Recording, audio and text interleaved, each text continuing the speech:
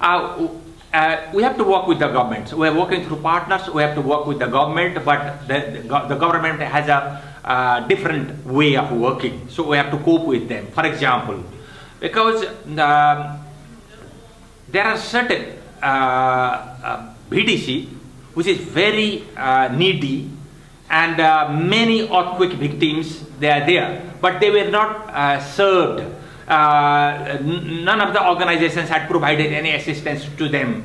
When we visited there during this the time of winterized kit distributions, we discovered they were very needy. They requested us, they acknowledged what we provided to them in terms of winterized kits. Then we thought there was no any other agency was working, and we decided we should work there. And we came back to the district. We requested them, okay, here, there is a district where no one has reached there. We want to provide this. But even if, they knew that BDC is not is excluded, but it was not straightforward. We could not go there because we needed permission. We needed the approval from the government.